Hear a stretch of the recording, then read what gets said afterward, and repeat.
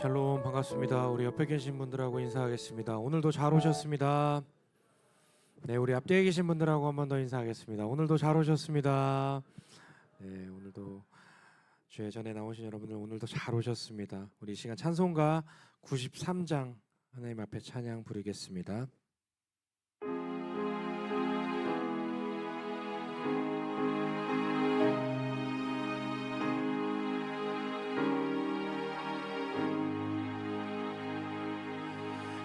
예수는 나의 힘이요 내 생명 되시니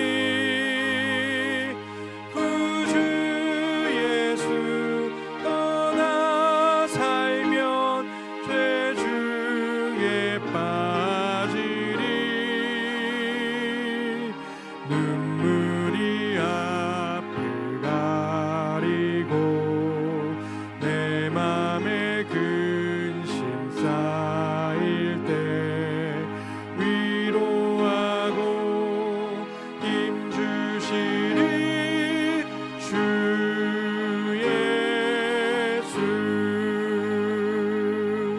예수는 나의 힘이요 내 친구 되시니 그대를 간구하면 풍성히 받으리 햇빛과 비를 주시니 주수할 복식 많도다 귀한 열매 주시느니 주 예수. 예수는 나의 힘이요 내 기쁨 되시니 그 명령을 준행하여 늘 충성하겠네 주야로 보호하시며 바른 길 가게 하시니 의지하고 따라가리 주 예수. 예수는 나의 힘이요 내 소망 되시니 이 세상을 떠나갈 때 곧 영생 얻으리 한없는 복을 주시고 영원한 기쁨 주시니 나의 생명 나의 기쁨 주의. 우리 1절 4절 다시 부르겠습니다. 예수는 나의 힘이요 내 생명 되시니 구주 예수 떠나 살면 죄 중에 빠지리 눈물이 앞을 가리고 내 맘에 근심 쌓일 때 위로하고 힘 주시리 주 예수. 예수는 나의 힘이요 내 소망 되시니 이 세상을 떠나갈 때 곧 영생 얻으리 한없는 복을 주시고 영원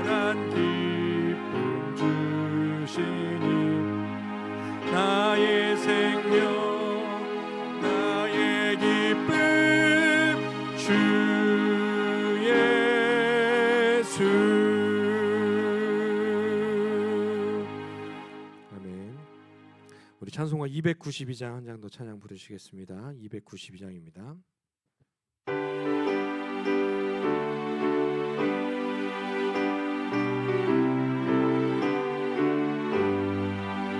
주 없이 살 수 없네 죄인의 구주여 그 귀한 보배 피로 날 구속하소서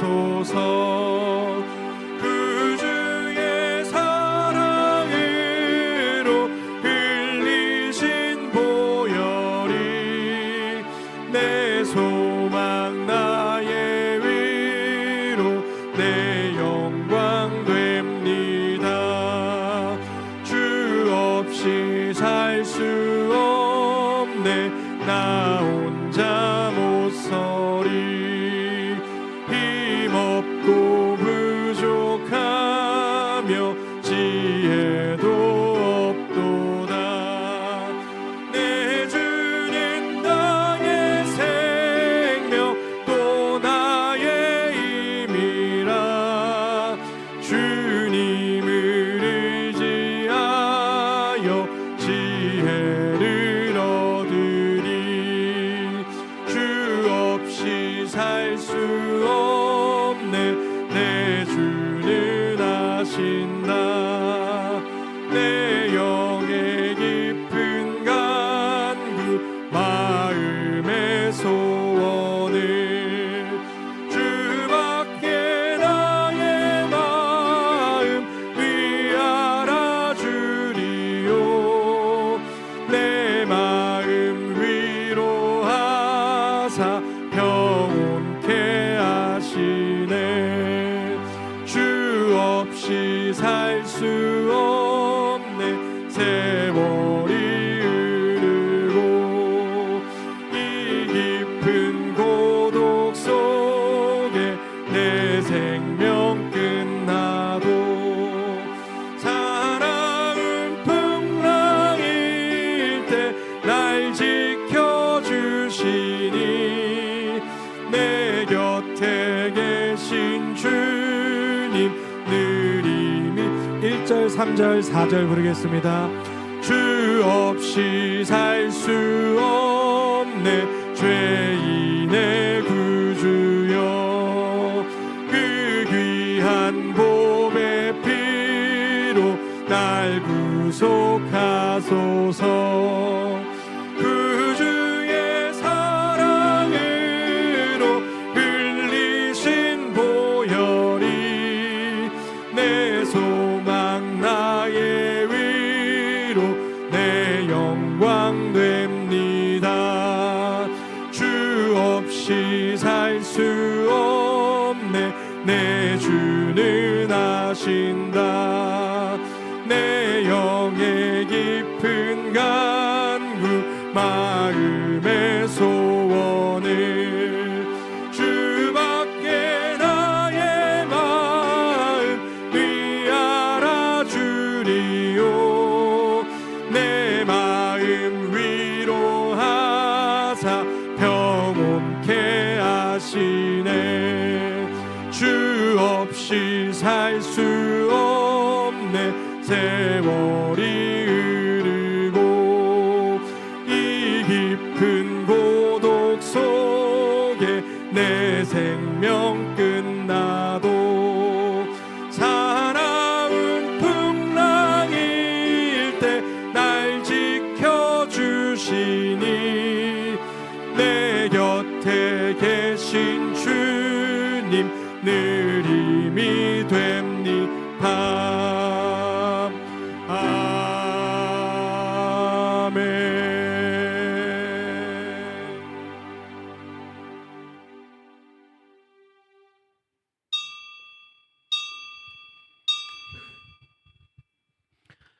하나님은 영이시니 예배하는 자가 신령과 진정으로 예배할지니라.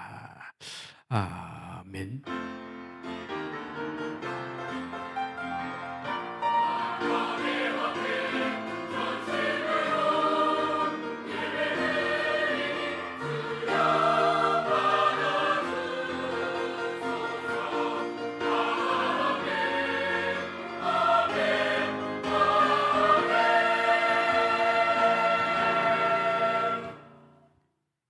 세상에 사랑해야 될 사람이 나 한 사람밖에 없는 것처럼 우리들 한 사람 한 사람을 사랑해 주시는 아버지 하나님, 참으로 감사합니다.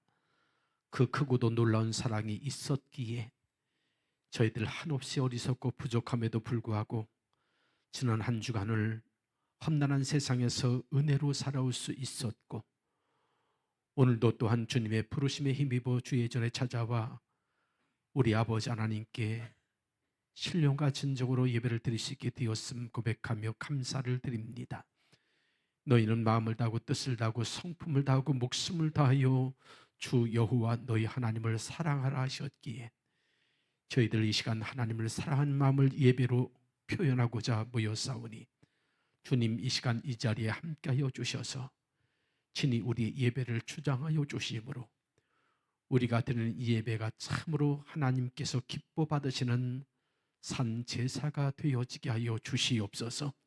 우리 모든 예배자들의 마음과 뜻과 생각을 성령께서 주장하여 주셔서 하나님께 연락될 만한 산 제물들이 되어지도록 도와주시고, 또한 우리 입술의 모든 말들과 우리 마음의 묵상이 주님 앞에 연락되어지는 귀한 예배가 되어지게 하여 주시옵소서. 혹여라도 악한 사탄막이 우리의 예배를 해방치 못하도록 성령께서 주장하여 주심으로 우리 모든 예배자들이 이 예배를 통해서 하나님의 선하시고 기뻐하시고 온전하신 뜻이 무엇인지를 깨닫게 하시고 세상에 돌아가 살 때 그 뜻대로 삶으로 말미암아 하나님께서 기뻐하실 삶의 열매를 풍성히 맺으며 살아가는 주의 백성들이 되게 하여 주시옵소서. 오늘도 우리 하나님은 우리에게 대한 기대가 있으신 줄 믿습니다. 그 기대를 이루며 살 수 있도록 또한 우리에게 주시려고 준비하신 축복도 그리고 은혜도 있을 줄 믿습니다. 우리 모두가 하나님 예비하신 풍성한 은혜와 축복을 누리며 살 수 있도록, 그리고 세상에 돌아갔을 때 그 은혜로 말미암아 그 축복으로 말미암아 하나님을 기쁘시게 하는 삶을 살아가는 주의 백성이 될 수 있도록, 그리고 그로 말미암아 세상에 거룩한 영향력을 끼치며 살아가는 주의 백성 될 수 있도록 큰 은혜를 베풀어 주시옵소서. 이 시간에도 아버지 하나님, 저희들에게 하나님 말씀을 깨달을 수 있는 지혜를 열어주시고 하나님 말씀을 행할 수 있는 믿음을 허락하여 주시고 하나님 말씀을 담을 수 있는 믿음의 그릇을 허락하여 주시어서 말씀에 사로잡혀 살아가는 능력의 종들이 다 되어지게 하여 주시옵소서. 시간 은혜 주실 줄로 믿사옵고 예수님의 이름으로 기도하옵나이다. 아멘. 찬송가 246장 부르겠습니다.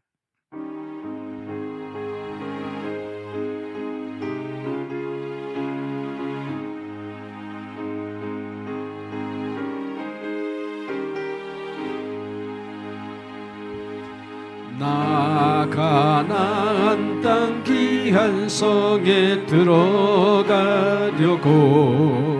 내 무거운 짐 벗어버렸네. 죄 중에 다시 방황할 일 전혀 없으니 저 생명 시냇가에 살겠네. 길이 살겠네. 나 길이 살겠네. 저 생명 시냇가에 살겠네. 길이 살겠네. 나 길이 살겠네. 저 생명 시냇가에 살겠네. 그 불과 구름 기둥으로 인도하시니 나 가는 길이 형통하겠네. 그 요단강을 내가 지금 건넌 후에는 저 생명 시냇가에 살겠네.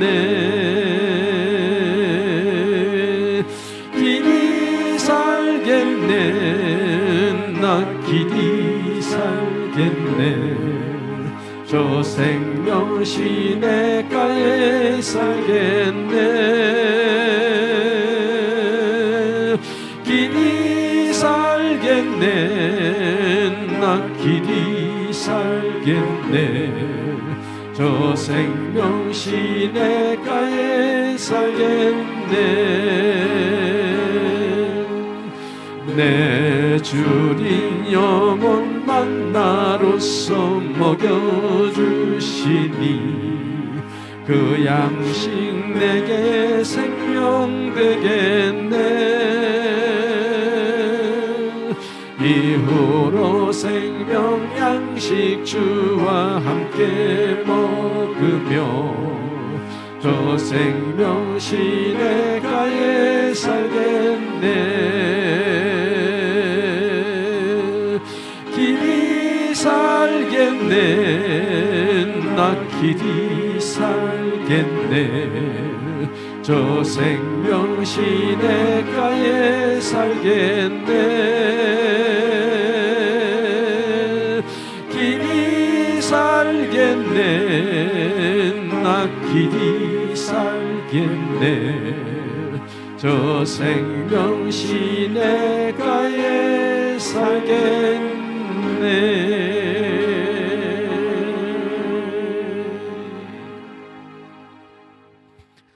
우리 이 시간 거룩하신 아버지 하나님 앞에 조용히 눈을 감고 마음의 무릎을 깊이 꿇으십시다. 그리고 지난 한 주간 동안의 우리의 삶의 모습을 하나님의 말씀의 거울 앞에 비춰보시기 바랍니다.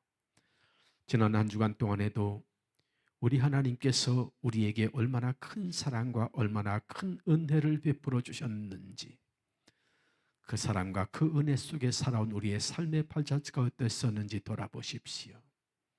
하나님 앞에, 이웃들 앞에, 그리고 나 자신의 양심 앞에조차 거리껴지는 참으로 부족했었고 부끄러웠던 모습들을 보이지 않으십니까?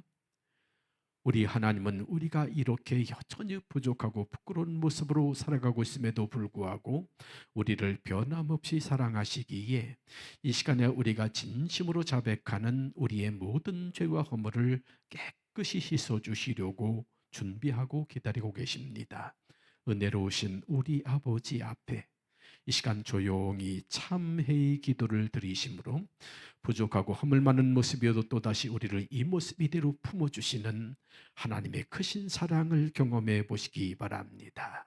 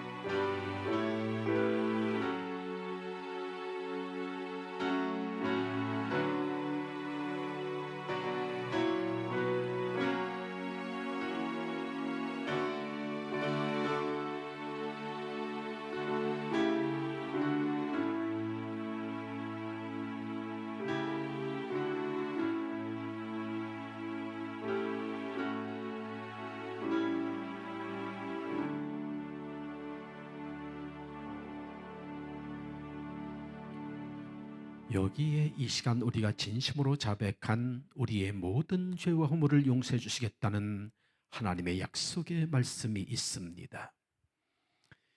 이와 같이 너희도 너희 자신을 죄에 대하여는 죽은 자요 그리스도 예수 안에서 하나님께 대하여는 살아있는 자로 여길지어다. 죄가 너희를 주장하지 못하리니 이는 너희가 법 아래에 있지 아니하고 은혜 아래에 있음이라. 이제 이 약속의 말씀대로 이 시간 믿고 고백한 우리의 모든 죄와 허물을 우리를 한없이 사랑하시는 우리 아버지 하나님께서 깨끗이 용서해 주셨음을 믿으시기 바랍니다.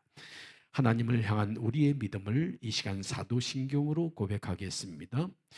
나는 전능하신 아버지 하나님 천지의 창조주를 믿습니다. 나는 그의 유일하신 아들 우리 주 예수 그리스도를 믿습니다. 그는 성령으로 잉태되어 동정녀 마리아에게서 나시고 본디오 빌라도에게 고난을 받아 십자가에 못 박혀 죽으시고 장사된 지 사흘 만에 죽은 자 가운데서 다시 살아나셨으며 하늘에 오르시어 전능하신 아버지 하나님 우편에 앉아 계시다가 거기로부터 살아있는 자와 죽은 자를 심판하러 오십니다. 나는 성령을 믿으며 거룩한 공교회와 성도의 교제와 죄를 용서받는 것과 몸의 부활과 영생을 믿습니다. 아멘. 이제 이 시간 우리 마음을 모아서 하나님께 경건하게 기도드릴 때에 김종렬 장로님께서 우리의 기도를 인도해 주시겠습니다. 온 천지를 말씀으로 창조하시고 그 귀하신 뜻에 따라 섭리하신 살아계신 하나님 아버지, 주님의 거룩함과 존귀하신 손길로 인하여 만한 백성이 주님 앞에 경배와 감사를 올립니다. 피로 말미암아 절망과 좌절과 비참 속에서 몸부림치며 멸망을 받아야 했던 저희를 크시는 총과 사랑으로 구원하여 주시고 하나님의 백성으로 삼아 주셔서 기쁨과 환희의 삶을 살도록 인도해 주신 주님의 귀한 은혜를 이 시간 진심으로 또한 감사함을 드립니다. 지난 주간도 저희를 지켜주셔서 은혜와 사랑 안에 거하게 하시고 오늘 거룩한 성일을 허락하여 주셔서 주님께 나와 예배드리며 신령한 교제를 통해 주님과 만날 수 있게 인도하심을 또한 감사함을 드립니다.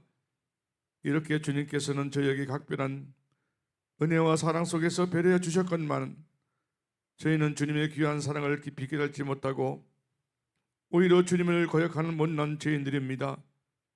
주님을 믿노라 하면서도 세상과 주님 통 속에서 우왕좌왕하며 하나님과 재물을 겸하여 섬기려고 애를 써왔나이다. 주님의 구속의 은혜보다 하나님의 신령한 사귐보다 오히려 물질의 풍념에 더 마음을 쓰고 세상과 적당히 타협하며 이날까지 지내왔나이다.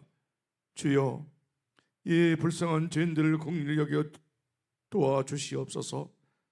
주님, 귀가 있어서 듣긴 듣되 정말 들어한 주님의 권면을 듣지 못하고 눈이 있어 보긴 보되 헛된 것에 사로잡힐 뿐 주님의 영광 보좌를 보지 못하는 저의 무능함과 부족함을 용서하여 주시고 이 시간 저의 심령을 새롭게 변화시켜 주셔서 당신의 복음의 진리를 확실히 깨닫고 신뢰하게 도와주시옵소서.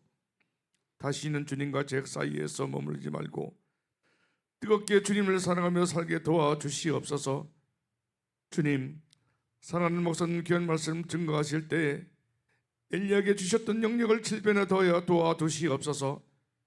예배를 도와 신령한 노래로 주님께 찬양드리는 선거 함께 하시며 예배의 시정을 주님께 부탁드리며 예수님의 이름으로 감사하며 기도합나이다. 아멘.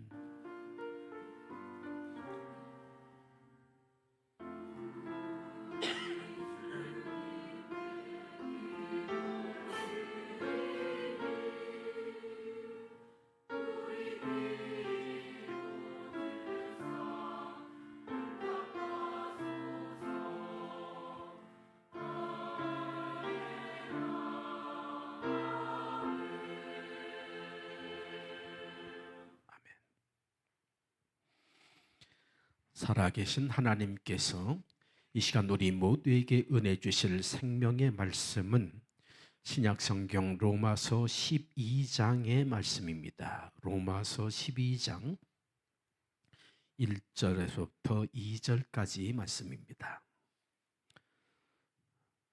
로마서 12장 1절에서부터 2절까지 말씀 저와 여러분이 한 절씩 교독하겠습니다. 그러므로 형제들아, 내가 하나님의 모든 자비하심으로 너희를 권하노니 너희 몸을 하나님이 기뻐하시는 거룩한 산제물로 드리라. 이는 너희가 드릴 영적 예배니라.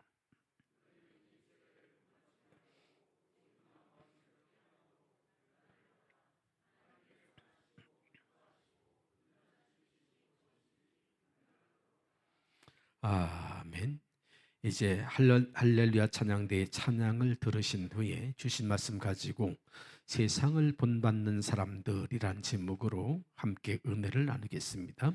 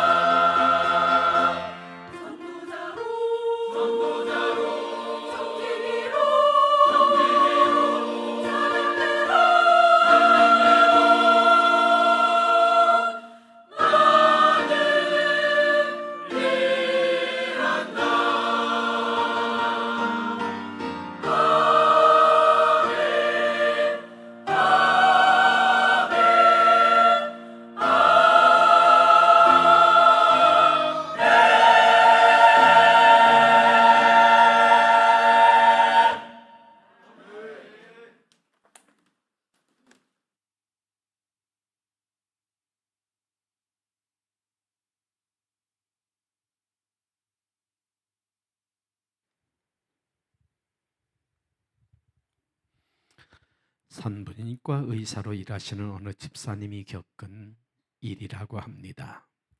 산모들 중에는 자연분만을 하지 못해서 제왕절개 수술을 받는 산모들이 있는데 어느 날 수술을 받아야 하는 산모에게 마취를 하기 위해서 심호흡을 하라고 했더니 그 산모가 너무 긴장을 했는지 코로 심호흡은 하지 않고 입으로만 심호흡하고 있더랍니다. 그런데 중요한 것은 그 집사님이 말로만 심호흡을 외치는 그 산모를 보면서 예수 믿는 우리들의 모습이 떠올랐다는 거예요. 예수님이 말씀하시면 행동으로 순종해야 하는데 우리도 순종은 하지 않고 말로만 예수를 믿는 그리스도인, 딱 그 모습이 생각이 나더라고 이야기를 했습니다. 우리가 한 번쯤 깊이 생각해 봐야 할 이야기가 아닌가 생각되는데, 야고보서 2장 26절에 보면 행함이 없는 믿음은 죽음 믿음이라고 했습니다. 또 예수님께서도 나더러 주여 주여 하는 자마다 다 천국에 들어갈 것이 아니요 하늘에 계신 내 아버지의 뜻대로 행하는 자라야 들어가리라고 말씀하셨습니다. 입술로만의 신앙이 아니라 행함이 있는 신앙을 강조하는 것인데, 우리가 여기에서 분명하게 알아야 할 것은 이 말씀이 행함으로 구원을 얻는다는 것을 의미하는 것은 아니라는 점입니다. 행함이 없는 믿음이 죽은 것이라는 그 말씀이 행함으로 구원 얻는다는 것을 의미하는 말은 아니라는 거예요. 세상에서 행함으로 구원을 얻을 수 있는 사람은 아무도 없습니다. 혹여 있다고 할지라도 하나님은 그런 방법으로 행함으로 사람을 구원하시지는 않으실 것입니다.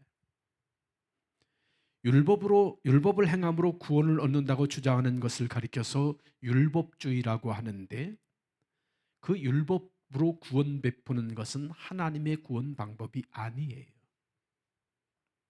가령 여러분의 자식이 물에 빠져 죽게 되었는데 그 자식에게 계명을 들이대면서 너희 계명 지키면 내가 물에서 건져줄 것이고 안 지키면 안 건져줄 거다, 어떻게 할래? 하는 부모가 있을까요? 물에 빠져 허우적거리면 일단은 물에서 건져 놓고 난 후에 앞으로 조심하라는 뜻으로 계명을 지키라고 줄 수는 있을지 모르지만, 계명을 먼저 들이밀면서 그걸 조건으로 해서 지키면 물에서 건져주겠다고 하는 것, 아마 그런 부모는 없을 것입니다. 그렇다면 여러분, 사람도 그렇게 하지 않는 일을 하나님이 굳이 그렇게 하실까요? 무엇보다도 하나님께서 율법을 지킴으로써 이스라엘 백성들을 구원코자 하셨다면, 출애굽하기 이전에 먼저 애굽에 있을 때 율법을 미리 주어 놓고 지키나 안 지키나 다 봐뒀다가 지키는 사람만 쏙쏙 골라서 출애굽시켰을 거예요. 그런데 하나님은 그렇게 하지 않고 그들이 애굽에서 노예로 중노동하고 있을 때 은혜로 그들을 몽땅 다 한꺼번에 구원시켜 놓고 출애굽시켜 놓고 그들이 광야에서 자유롭게 살아가고 있을 때, 구원받은 하나님의 백성으로서 너희들은 이렇게 구별된 삶을 살아야 한다 하면서 지키라고 주신 게 바로 율법이에요.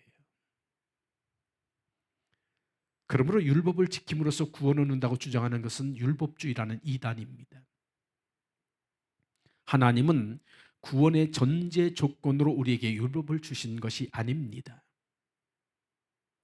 그렇다면 구원에도 쓸모없는 율법 우리가 굳이 지켜야 할 이유가 무엇일까 하는 의문이 생기겠죠. 구원과 상관이 없어도 그래도 율법은 지켜야 합니다. 지키기 위해서 힘써야 합니다. 비록 우리가 한계가 있고 불완전하기에 율법을 다 지키며 살 수는 없지만, 그래도 하나님 말씀과 법을 쫓아 살기 위해서라면 우리는 율법을 지키기 위해서 발버둥 쳐야만 합니다.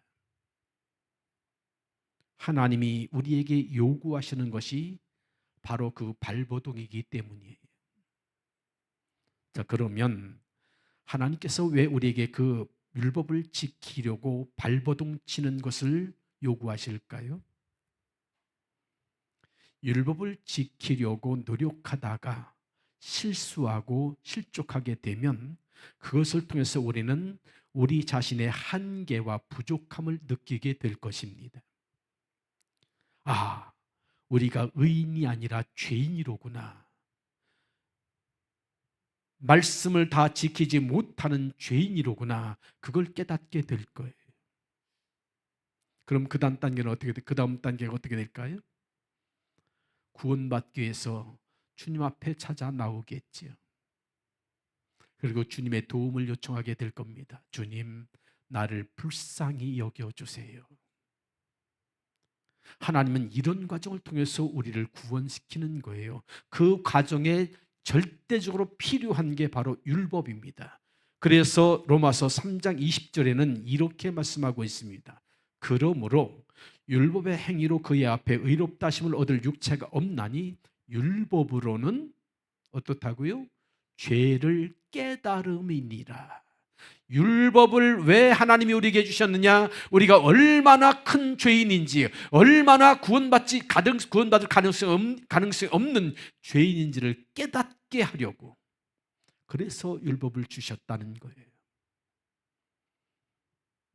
그러므로 우리가 신앙생활을 하면서 우리 자신이 죄인임을 깨닫는 것처럼 귀한 일이 없습니다.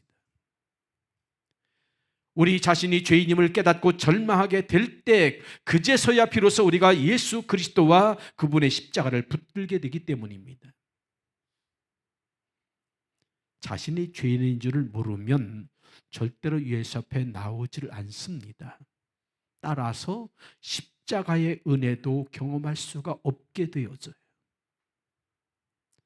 율법을 행함으로 구원을 얻는 것이 아니라고 해서 우리가 율법을 무시하거나 율법을 어기면 어떻게 될까요? 죄를 깨닫지 못하게 되어지고, 죄를 깨닫지 못하게 되어지면 예수 앞에 나오지 않게 되고, 예수 앞에 나오지 않게 되면 구원을 받지 못하게 되어지는 것입니다.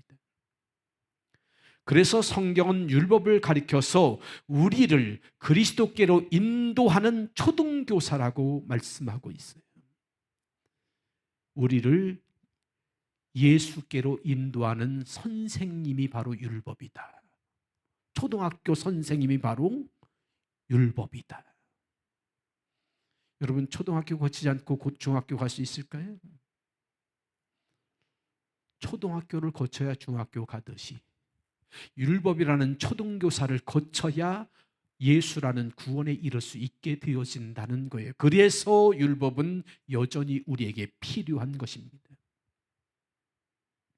그런데 기독교 역사를 보면 이 율법과 행함이라는 문제를 해석함에 있어서 두 종류의 이단이 출현을 합니다. 하나는 율법을 행함으로써 구원을 얻는다고 주장하는 율법주의이고, 바리새인들이 바로 그런 사람들이었죠. 그리고 다른 하나는 율법을 행함으로 구원받는 것이 아니라 믿음으로 구원을 얻는 것인데, 여기까지는 맞아요. 그런데 믿음으로 구원을 얻은 사람은 이미 그 영혼이 구원받았기 때문에 율법과 행함에 얽매이지 않고 자유롭게 살아도 된다고 하는 주장이에요. 육신으로 짓는 죄는 구원에 전혀 영향을 끼치지 못하기 때문에 마음대로 살아도 된다고 주장하는 이단, 그걸 가리켜서 영지주의 이단이라고 말합니다. 그러니까 율법과 행함을 놓고 율법주의라는 이단과 영지주의라는 이단이 출현을 했어요. 근데 영지주의 이단 중에도 또 두 종류 이단이 출현을 합니다. 아까 말씀드린 것처럼 영지주의 이단이 주장하는 게 뭐죠? 예수를 믿는 사람은 이미 영혼이 구원을 받았기 때문에 육체로 무슨 짓을 하든 육체로 아무리 죄를 지어도 그게 구원받는 데는 전혀 지장이 없다고 주장하다 보니까 사람들의 삶의 스타일이 두 종류로 나타납니다. 하나는 노세 젊어서 노세, 늙어지면 못 노나니, 이런 사람들이 나타나요. 육체로 죄 지어도 구원받는 데는 상관없다고 하니까 먹고 마시고 놀고 즐기던 쾌락주의라는 이단이 출현합니다. 그리고 또 하나는 반대의 이단들이 나타나요. 그러면 육체를 위해서 먹고 마시고 즐기고 쾌락을 즐겨도 구원도 받지 못할 육체인데, 그 구원도 받지 못할 육체를 위해서 뭐 하려고 먹고 마시고 즐기고 돈 쓰냐? 그럴 바에는 육체를 차라리 괴롭혀야 한다, 그러면서 육체를 괴롭히는 금욕주의라는 이단이 탄생을 합니다. 그러니까 율법과 행함을 놓고 기독교 역사는 세 가지 종류의 이단이 출현한 거예요. 하나는 율법을 지켜야만 구원받는다고 주장하는 율법주의라는 이단, 하나는 영지주의 이단인데 영지주의 이단 중에서도 놀고 먹고 즐기자고 하는 쾌락주의 이단과 구원도 못 받는 육체를 위해서 돈 쓰고 시간 들일 필요 없다고 하는 금욕주의 이단, 세 가지 종류의 이단이 출현합니다. 그런데 우리나라에 바로 그 영지주의 이단의 영향을 가장 많이 받은 이단이 하나 출현을 했습니다. 그게 바로 구원파라는 이단이지요. 여러분 아마 들어보셨을 거예요. 구원파가 무엇이 잘못됐느냐? 가장 핵심적인 것은 율법을 지킴으로써가 아니라 예수를 믿음으로써 구원을 받는데 그것까지는 맞아요. 근데 문제는 뭐냐면 그 다음에 예수를 믿음으로 구원받은 사람은 그 다음에 아무렇게나 살아도 구원받는 데 지장이 없다고 하는 부분에서 잘못된 것입니다. 성경은 하나님께서 우리에게 율법을 주신 이유가 뭐라고 그래요? 구원받은 하나님께서 우리의 행위를 보고 구원을 베푼 것은 아니지만 그러나 우리에게 어떤 행위를 기대하고 행위를 목표로 해서 구원을 베푸셨다는 거예요. 그게 뭡니까? 하나님의 구원받은 백성은 구원받은 백성답게 살기 위해서 이렇게 살아라 하고 주신 게 율법이에요. 구원은 공짜로 주셨지만 그러나 공짜로 구원 주신 후에 하나님은 우리에게서 구원받은 자다운 삶을 우리에게서 기대하시고 요구하시는 것입니다. 예를 들면 이와 같은 거예요.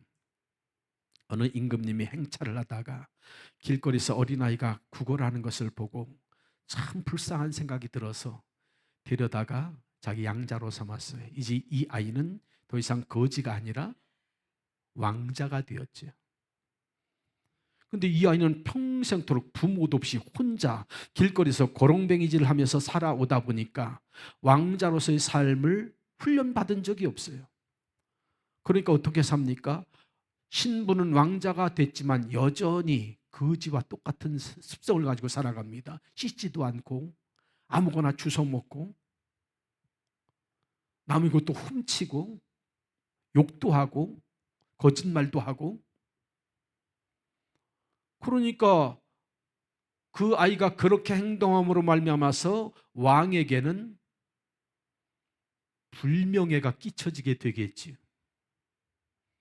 그러면 임금이 참다 타일로도 보고 야단도 치고 참다 못해 어떻게 할까요? 나중에 너 그러면 다시 거지 노릇해라. 너 그러면 내 아들 안 하겠다. 이렇게 되지 않겠습니까? 그래서 하나님은 우리가 하나님의 자녀가 아닌 마귀의 자녀 노릇하는 우리를 하나님의 자녀로 삼아 놓으시고 하나님의 자녀답게 살기 위해서 필요한 조건으로 바로 율법을 지키라고 말씀대로 살라고 우리에게 요구하시는 거예요. 그런데도 불구하고 그렇게 율법과 행함을 무시하고 살아가는 사람들에게서 나타나는 보편적인 현상이 무엇인가 하면 그런 사람들은 자신이 죄인인 줄을 몰라요. 그래서 율법주의와 값싼 은혜주의의 공통점은 자신의 죄와 한계를 알지 못하고 자기 의에 빠져서 살아가게 된다는 공통점이 있습니다. 그러다 보니까 결과적으로 입으로만 주여 주여 하는 자가 되고 예수 그리스도와 십자가의 은혜는 경험하지 못하는 사람이 되어지고 맙니다. 요즘 우리 한국교회는 열심히 교회에 다니고 봉사하고 헌금하는 것은 여전히 잘하고 있지만 값싼 은혜주의에 빠져서 하나님의 방법대로 살아야 한다는 의식은 매우 약해져 있는 것이 바로 현실입니다. 옛날 우리 믿음의 선조들은 어려움 속에서도 행함 있는 믿음을 가지고 있었기에 믿지 않는 세상 사람들에게도 기본적으로 인정을 받았고 존경을 받았어요. 예수 믿는 사람이라고 하면 옛날에는 그래도 정직하고 성실하고 올바르고 착한 사람이라는 선입관을 가지고 있었습니다. 그와 같은 선입견이 우리 한국교회 부흥의 밑거름이 되기도 했고요. 그런데 그와 같은 인식은, 선입견은 하루아침에 이루어진 것이 아니라 입으로만 주여 주여 하지 않고 하나님 말씀대로 살기 위해서 기도하며 몸부림친 결과로 얻어진 것이었어요. 그런데 어느 순간부터 교회가 값싼 은혜주의에 빠지면서 우리 기독교인들이 더 이상 행함에 관심을 갖지 않게 되었습니다. 예수님이 고난을 당했으니까 우리는 고난당할 필요 없다. 예수님이 온갖 고생을 다 하셨으니까 우리는 고생할 필요 없이 우리는 복만 받고 누리면 살면 된다. 이런 값싼 은혜주의가 교회 안에, 한국 교회 안에 들어왔어요. 그러다 보니까 교인들이 더 이상 행함 있는 믿음에 관심을 갖지 않게 되었습니다. 그 결과 더 이상 믿지 않는 사람보다 우리 믿는 사람들이 더 이상 정직하지도 않고 착하지도 않고 성실하지도 않고 올바르게 살지도 않게 되어버렸습니다. 교회는 다니지만 하나님의 방법과 하나님이 원하시는 삶에 관심이 없다 보니까 삶의 방식이 지극히 세상적이 되어버리고 말았어요.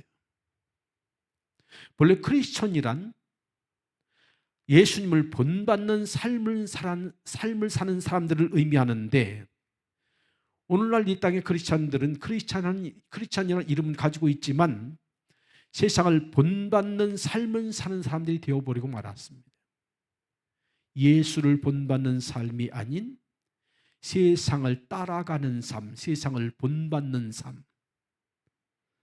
그러다 보니까 주일날 교회 다니는 것 외에는 세상 사람들과 별로 다를 것이 없는 삶을 사는 사람들이 훨씬 많아져 버린 게 오늘의 현실이에요. 여러분, 믿는 자와 안 믿는 사람의 차이가 교회 다니느냐 안 다니냐 이것으로 차이가 나서야 되겠습니까?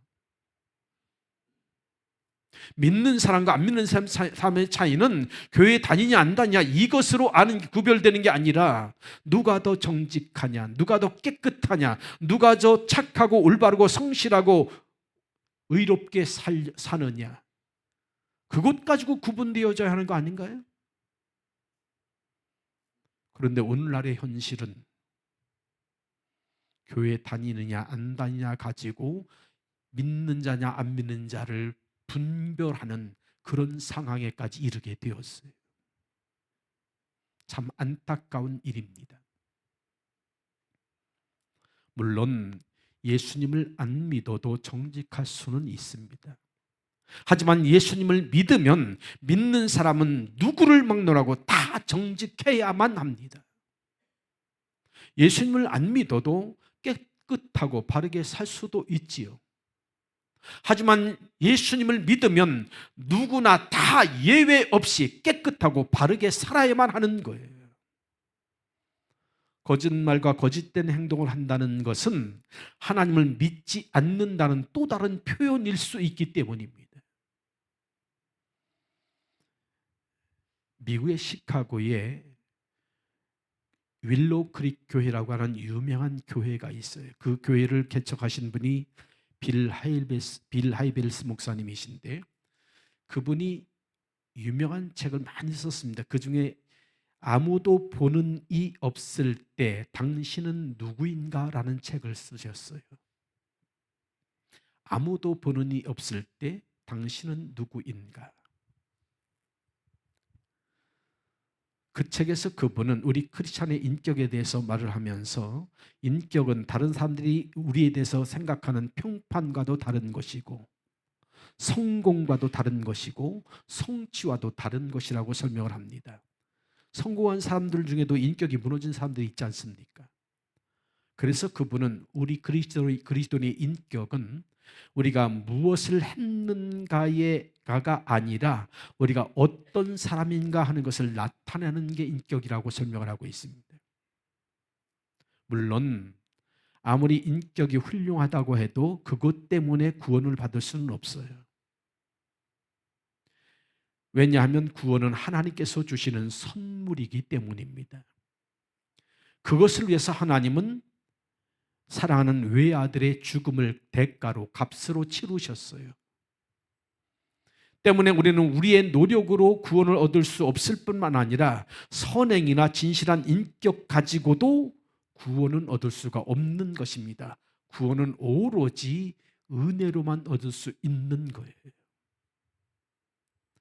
자, 그렇다면 우리가 그토록 고매한 인격을 갖춰야 할 이유가 무엇일까요? 인격이 훌륭해도 구원받지 못한다면 우리가 굳이 그렇게 인격을 갖추기 위해서 노력해야 될 이유가 무엇일까요? 지금처럼 혼탁한 세상에서 우리 그리스도인은 여전히 세상의 빛이 되어야 하고 소금이 되어져야 합니다. 때문에 인격이 중요해요. 또한 우리가 하나님의 뜻을 행하려면, 그리고 세상에서 거룩한 영향력을 끼치려면 크리스찬다운 건강하고 아름다운 인격을 갖추어야 합니다. 그래서 인격을 요구하시는 거예요. 사람들은 일반적으로 다른 사람의 시선을 의식할 때는 나름대로 최선을 다하며 살아갑니다. 옷멋에도 단정하게 하고, 말투도 좀 점잖게 하고, 심지어는 걸음걸이도 다 점잖게 달라지지요. 여자분들 걸핏하면 거울 보면서 하는 이유가 뭘까요? 다른 사람을 의식하기 때문에 하는 행동이에요. 아무도 다른 사람 볼 사람이 없는데 뭐 분바르고 뭐 입술 고칠, 화장 고칠 이유가 있습니까? 어느 조사에 의하면 우리 한국 사람들만큼 남들에게 가장 완벽한 모습으로 보이기를 원하는 사람은 세상에 없대요. 그래서 우리 한국 사람들은 못 살아도 옷은 잘 입어야 되고 없어도 있는 척 해야만 한답니다. 가만히 생각해 보니까 그 말이 옳은 것 같더라고요. 그런데 문제는 그렇게 살다가 아무도 보는 사람이 없을 때는 어떻게들 합니까? 다른 사람이 볼 때는 반듯하게 살아가지만 아무도 보는 사람이 없을 때는 엉망으로 살아가는 사람들이 얼마나 많습니까? 우리의 인격이 드러나는 순간이 바로 그 순간이래요. 아무도 보는 사람이 없을 때. 우리의 행동에서 그때 바로 진정한 인격이 드러나게 된다는 것입니다. 자, 그렇다면 한번 물어보십시다. 아무도 보는 사람이 없을 때 여러분의 행동은 어떻습니까? 그때도 여러분은 여전히 그리스도인입니까? 기억하십시오. 아무도 보는 사람이 없어도 우리 하나님은 여러분을 지켜보고 계십니다. 우리가 살다 보면 정직하게 살면 손해보는 경우도 있고 거짓말하면 이익을 볼 때도 있지요. 하지만 정말로 하나님을 믿는 사람이라면 불꽃 같은 눈동자로 감찰하시는 하나님 앞에서 거짓말과 거짓된 행동으로 살 수는 없다고 생각할 거예요. 그리고 거짓말과 거짓된 삶을 사는 사람의 삶을 하나님이 절대로 그냥 두실 리가 없다고 믿을 것입니다. 정말로 하나님을 믿는 사람이라면, 정말로 하나님 앞에서 사는 사람이라면 그 옛날 다윗 왕처럼, 또는 코람데오의 삶을 살았던 종교개혁자 존 칼빈처럼 어떤 상황에서도 정직한 자의 형통함을 믿고 늘 정직하게 살려고 애쓸 것입니다. 그게 그리스도인이지요. 잠언 14장 2절에 보면 이런 말씀이 있습니다. 정직하게 행하는 자는 여호와를 경외하여도 패역하게 행하는 자는 여호와를 경멸하느니라. 다시 말하면 성경은 정직하게 사는 것이 곧 하나님을 경외하는 것이요, 정직하지 못하게 사는 것은 하나님을 경멸하는 것이라고 말씀하고 있습니다. 또 잠언 23장 16절에는 이렇게도 말씀합니다.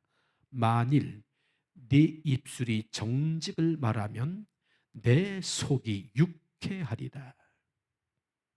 여러분, 하나님은 당신의 자녀들이 정직하게 사는 것을 기뻐하십니다. 또한 자랑스러워하십니다. 그렇기 때문에 하나님은 정직한 자를 축복하시는 거예요. 하나님은 분명하게 말씀하십니다. 악한 자의 집은 망하겠고 정직한 자의 장막은 흥하리라. 잠언 14장 11절 말씀입니다. 그래서 하나님은 정직한 자의 기도를 들어주시고 그의 길이 대로가 될 것이라고 약속하고 있어요. 잠언 15장 8절과 9절에서. 여러분 잊지 마십시오. 거짓은 사탄의 논리이고 정직은 하나님의 논리입니다.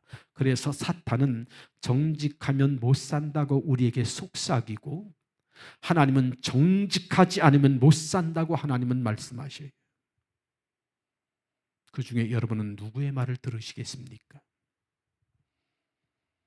정직하면 못 산다. 그건 사탄이 주는 마음이고 정직하지 않으면 못 산다. 하나님은 바로 우리에게 그렇게 말씀하셔요. 어느 것을 선택하시렵니까? 오늘 우리는 명색이 하나님을 믿는 사람들인데 그렇다면 우리가 무엇으로 하나님 믿는 사람임을 세상에 그리고 하나님 앞에 나타낼 수가 있을까요? 무엇을 가지고 세상 사람들에게 내가 목사요, 장로요, 권사요, 안수집사라는 사실을 말할 수가 있겠습니까? 하나님은 당신의 자녀인 우리가 세상에서 정직하고 진실하고 거룩하고 순결한 삶을 살아가기를 원하십니다. 그래서 레위기 19장 2절에는 이렇게 말씀하고 있어요. 너희는 거룩하라. 이는 나 여호와 너희 하나님이 거룩함이니라. 이 말씀의 핵심은요, 하나님의 자녀는 아무렇게나 살아서는 안 된다는 뜻이에요. 하나님의 자녀답게 살아야 한다는 뜻입니다. 요즘 우리가 살아가는 이 시대는 정신적인 순결은 물론이고 육체적인 순결도 지키기가 너무나 어려운 세상이 되어버렸지만 하나님은 세상의 그 어떤 것보다도 우리의 몸을 중요하게 여기십니다. 소중하게 여기셔요. 왜냐? 우리 몸은 하나님의 성령이 거하시는 하나님의 전이기 때문이요. 또 예수께서 피로 값주고 사셨기에 우리 몸은 우리 것이 아니라 하나님의 것이 되었기 때문입니다.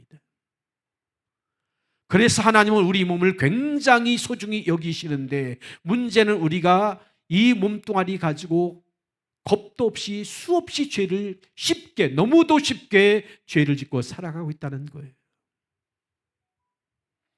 사탄의 가장 중요한 무기와 전략 가운데 하나가 바로 성적인 타락을 들 수 있는데 이 같은 사탄의 전략과 무기에 믿지 않는 사람들은 물론이고 우리 믿는 사람들까지도 무차별로 공격을 다하고 있습니다.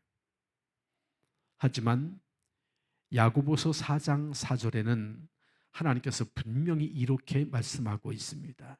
가늠한 여인들아, 세상과 벗된 것이 하나님과 원수됨을 알지 못하느냐? 그런즉 누구든지 세상과 벗이 되고자 하는 자는 스스로 하나님과 원수되는 것이니라.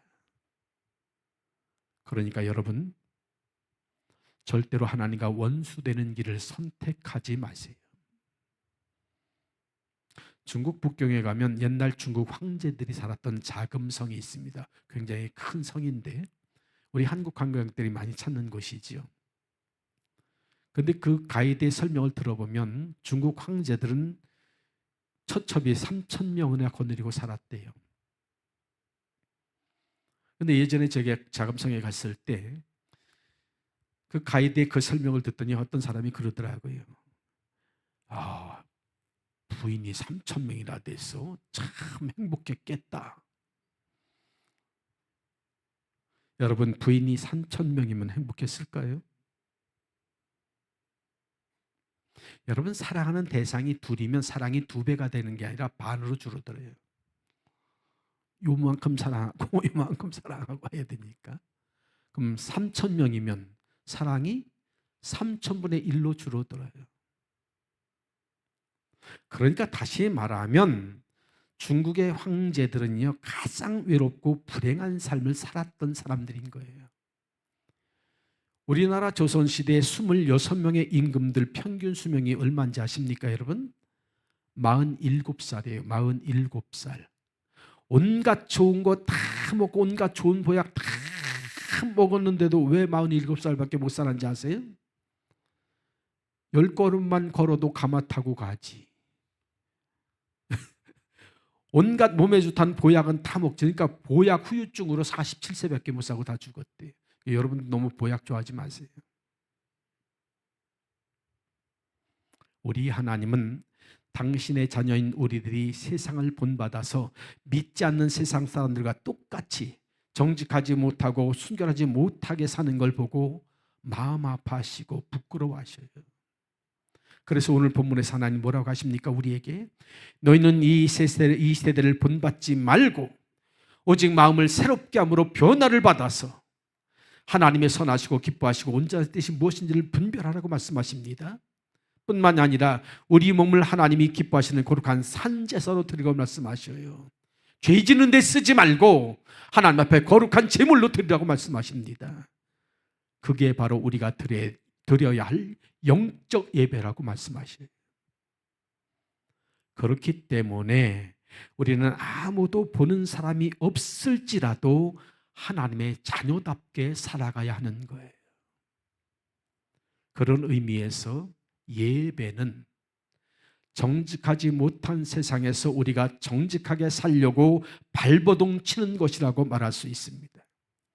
순결하지 못한 세상에서 순결하게 살기 위해서 발버둥 치는 것이 바로 하나님께서 원하시는 영적 예배인 거예요.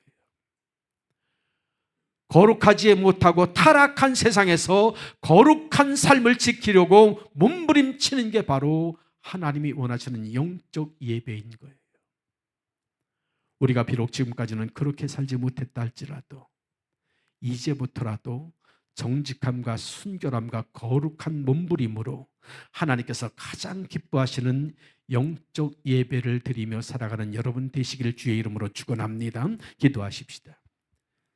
그렇습니다. 아버지 하나님, 오늘을 살아가는 우리들 험난한 세상에서 살아가다 보니 세상을 변화시키기는커녕 오히려 세상에 물들어서 적당히 세상과 타협하면서 순결함도 잃어버리고 거룩함도 잃어버리고 정직함도 잃어버리고 세상 사람과 다른 것이라고는 주일날 교회 오는 것밖에는 다른 것이 없는 존재가 되어버리지는 않았는지요. 우리 그런 모습으로 주님 앞에 부끄러워서 설 수 있겠습니까?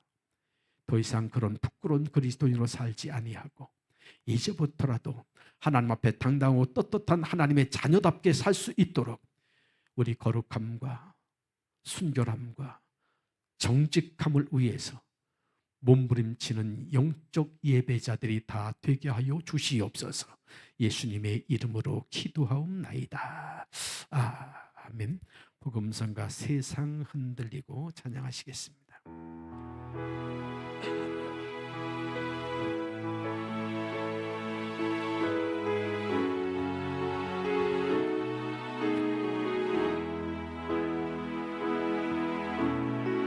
세상은 들리고 사람들은 변하여도 나는 주를 섬기리. 주님의 사랑은 영원히 변하지 않네. 나는 주를 신뢰해. 오직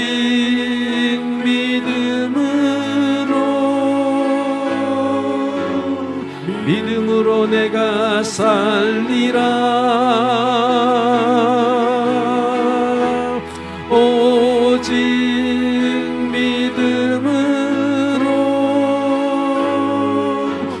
믿음으로 내가 살리라. 믿음은 들리고 사람들 주를 떠나도 나는 주를 섬기리. 주님의 나라는 영원히 쇠하지 않네. 나는 주를 신뢰해. 오직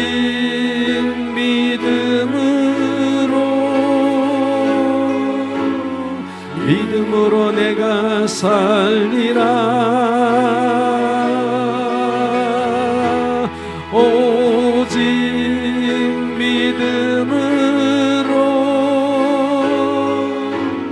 믿음으로 내가 살리라. 오직 의인은 믿음으로 말미암아 살리라. 오직 의인은 믿음으로 말미암아 살리라.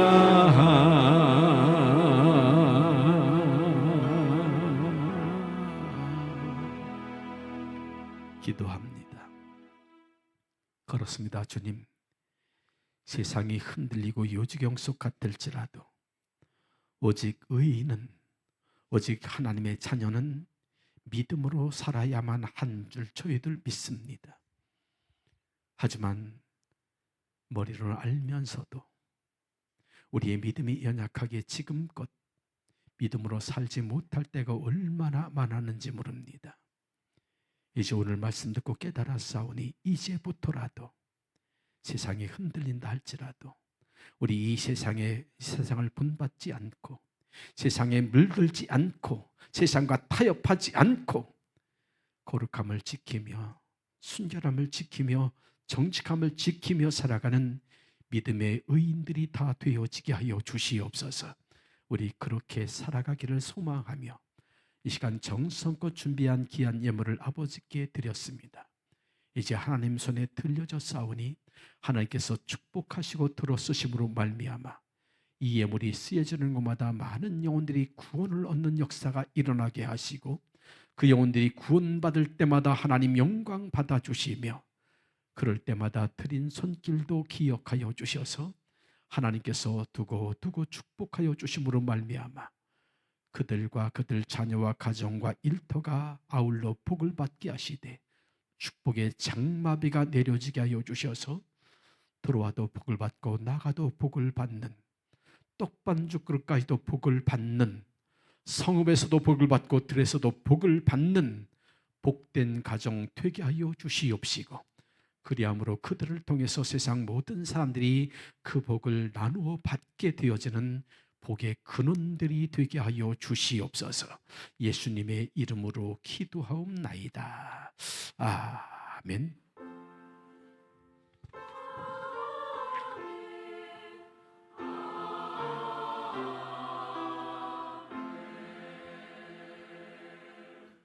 아멘. 광고 말씀을 드립니다. 해외 우리 선교지들 위해서 특별히 기도해 주시기를 바랍니다. 우간다에 짓고 있는 차바간다 교회는 완공이 되었고요. 또 케냐에 짓고 있는 에시벤베 교회는 이제 창틀과 문짝을 다는 일이 남아 있습니다. 내년 10월쯤에 헌당 예배를 들어갈 계획으로 있고 그리고 내년에는 에티오피아에 교회를 지을 계획을 가지고 지금 기도 중에 있습니다. 하나님께서 좋은 터전을 허락해 주시기를 교회를 지으면 많은 영혼들이 구원받을 수 있는 지역을 선정할 수 있기 위해서 기도 중에 있습니다. 어쨌든 내년에 에티오피아에 교회 성전을 지을 생각으로 있으니까 성전 위에서도 기도해 주시기를 부탁을 드립니다. 그리고 돌아오는 주일 26일입니다. 26일 날 광고드린 것처럼 독감 예방접종을 교회에서 실시를 합니다. 비용은 18,000원, 아마 병원 가시면 25,000원 이상 주셔야 접종을 받으실 수 있을 것입니다.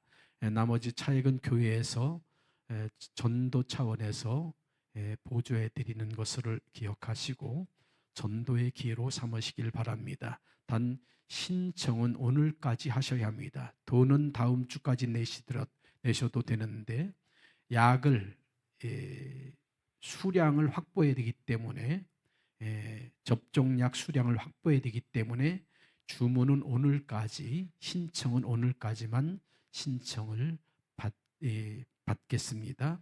착오 없으시고 잊어버리시기 전에 나가시면서 바로 신청들을 해 주시기를 바랍니다. 아울러서 독감 접종 예방 접종을 받으시면서 폐렴 예방 접종이나 또는 대상포진 접종을 받길 원하시는 분들은 함께 신청을 해주시면 되겠습니다.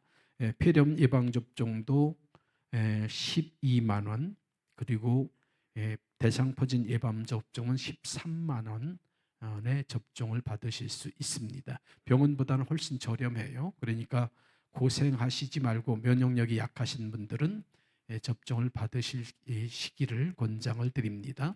그리고 만 65세 이상 되신 분들, 1960년 12월 31일 이전에 출생하신 분들은 굳이 돈 내고 예방접종, 독감 예방접종 받지 마시고 가까운 근처의 병원에 문의하시면 무료로 독감 접종을 받으실 수 있습니다. 거기 가서 맞으시면 됩니다. 그래도 나는 교회에서 맞겠다 하면 18,000원 내고 맞으셔도 됩니다. 참고하시기 바랍니다. 다른 광고는 주보와 공지사항을 참조하시고요. 이제 찬송가 421장 1절과 3절만 부르신 후에 축도로 예배를 마치겠습니다.